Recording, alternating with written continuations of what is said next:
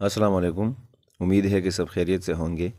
आज हम एक और अमेरिकन लिटरेरी वीडियो बना रहे हैं और जिसमें हम डिस्कस करेंगे द बीट जनरेशन को। शुरू करते हैं।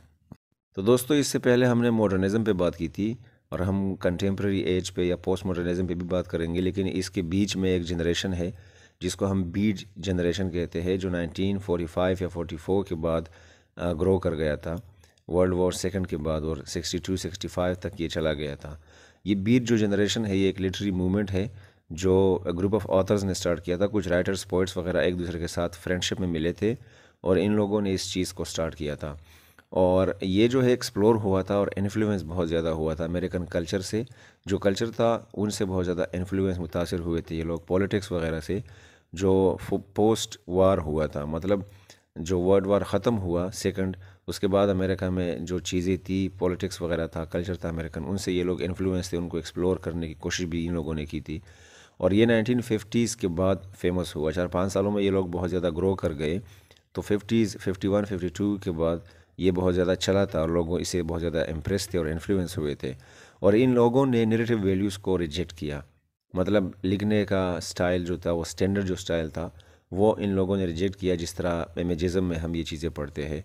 और इन लोगों ने स्पिरिचुअल एक क्वेस्ट बनाया, एक सर्च बनाई कि हमें स्पिरिचुअलिटी में खुशी में कैसे मिलेगी, हमारा सोल खुश कैसा होगा। तो जो भी चीज़ें थी, आज़ादी वगैरह, उन सब में उन लोगों ने कोशिश की।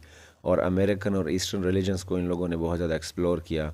इकोनॉमिक मटेरियलिज्म को भी इन लोगों ने जो है रिजेक्ट किया था। मतलब अगर आपको किसी के लिए फीलिंग्स है आपके साथ या आपके दिल में, तो आप मटेरियलिस्टिक नहीं बनेंगे, बल्कि अपने फीलिंग्स को फॉलो करेंगे। अगर आपको किसी के साथ मोहब्बत हुई है तो आप उसके सोशल वैल्यूज़ या इन चीज़ों को इग्नोर करके आप उसके साथ रहेंगे या शादी करेंगे, या जो भी आइडिया है उन लोगों का। तो इसलिए इस मटेरियलिज्म को रिजेक्ट करते थे। और साइकिडेलिक ड्रग्स को भी इन लोगों ने एक्सपीरियंस किया था कि अनकॉन्शियस कैसे रहा जाए या हेलुसिनेशन में कैसे रहा जाए। या फिर सेक्सुअल लाइब्रेशन को इन लोगों ने एक्सेप्ट किया था हर लिहाज से और एक्सप्लोर किया था कि सेक्सुअली जो जो भी आपकी डिज़ायर किसी के लिए हो, तो आप आज़ादी से उसे बता सकते हैं और जो आपका दिल करे वो आप कर सकते हैं।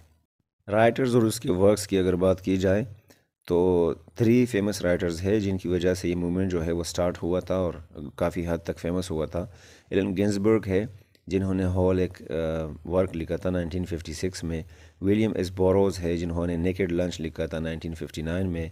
और जैक कोरोक है, जिन्होंने ऑन द रोड लिखा था 1957 में। और ये 3 जो है बेस्ट एग्जांपल है बीट जनरेशन के। इसके अलावा एलन गिन्सबर्ग भी है, लॉरेंस फलेंगिटी भी है, नील कैसिडी और गेरी स्नेडर वगैरह इसमें फेमस राइटर्स में शामिल है।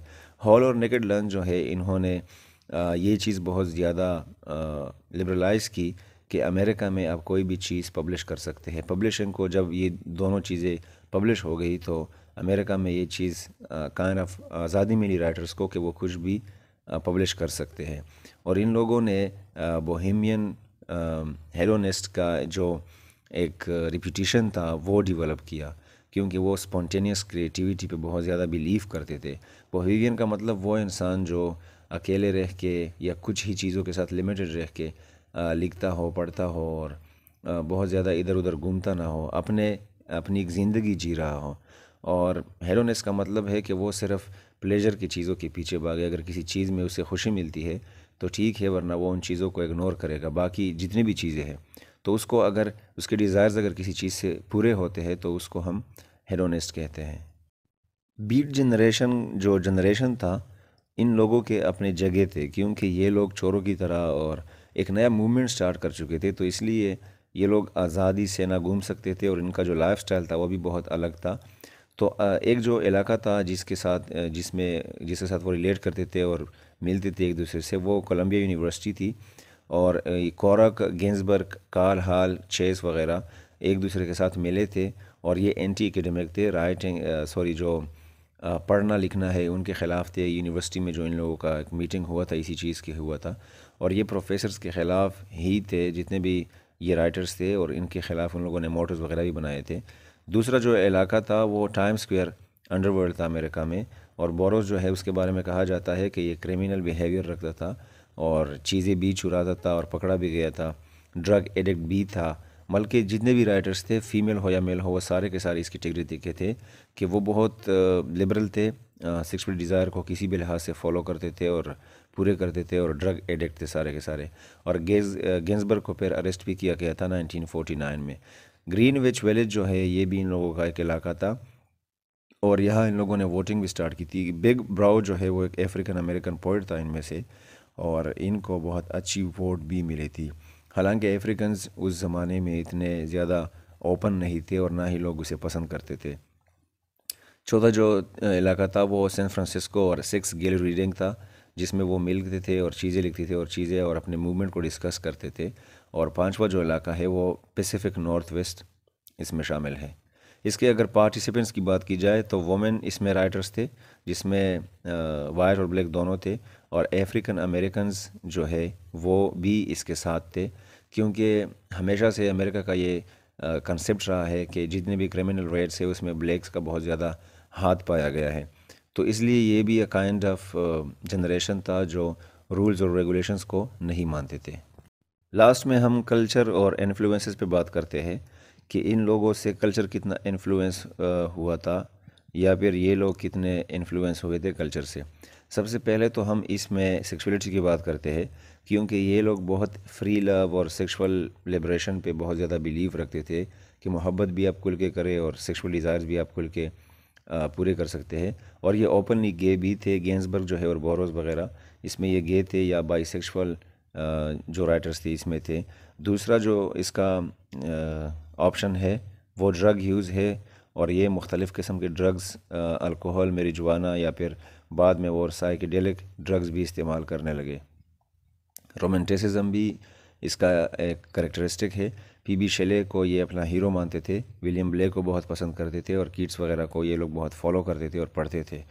और जैज़ जो म्यूज़िक है, जो अमेरिका का एक स्टाइल है म्यूज़िक का, उनसे ये लोग बहुत ज़्यादा इन्फ्लुएंस थे, पसंद करते थे। बिली हॉलिडे जो फेमस जैज़ म्यूज़िशियन है, उन लोगों को ये फॉलोअर्स थे। फिफ्थ जो है वो अर्ली अमेरिकन सोर्सेज है। अर्ली अमेरिकन सोर्सेज का मतलब जो स्टार्ट में अमेरिका आज़ाद हुआ था उसमें जो राइटर्स है, ये लोग उनसे भी बहुत ज़्यादा इन्फ्लुएंस थे, उसे पसंद करते थे, फॉलोअर्स थे काइंड ऑफ उनके। जिस तरह है हेनरी डेविड थोरो है, राल्फ एल्डो एमरसन है, वॉल्ट व्हिटमैन है, एडगर एलन पो है, या एमिली डिकिंसन वगैरह है। तो राल्फ एल्डो एमरसन को, थोरो को अगर देखा जाए तो वो लोग वो अंदर की बातें और सेल्फ रिलायंस पे बात करते हैं। इसलिए ये लोग जो ट्रांसेंडेंटलिस्ट हैं, ये लोग काइंड ऑफ उन लोगों को फॉलो कर रहे थे इस लिहाज से। फ्रेंच सूररियलिज्म जो है, जिसमें एक राइटर पेंटिंग वगैरह करता है आर्ट में, और एलिमेंट ऑफ सरप्राइज़ बनाता है या अनएक्सपेक्टेड चीज़ें बनाता है, जिसमें अनकॉन्शियस माइंड को देखा जाता है, तो वो उन लोगों को भी फॉलो करते थे और कहते थे कि जो एब्रप्ट राइटिंग या जो एब्रप्ट आइडिया आपके जहन में आती है वो आपको करना चाहिए और लिखना चाहिए। मॉडर्निज़म से भी ये बहुत ज़्यादा इन्फ्लुएंस थे। और इसके अलावा रिलीजन्स जो थे वो बुद्धिज़्म है या डोइज़म है या टोइज़म है। टोइज़म या डोइज़म जो है वो चाइनीज़ रिलीजियस बिलीव है जो 6th सेंचुरी में या 5th सेंचुरी में गुजरा है। सो आई होप कि बीट जनरेशन की समझ आ गई होगी। अगली वीडियो तक अपना बहुत सारा ख्याल रखें। Thank you very much.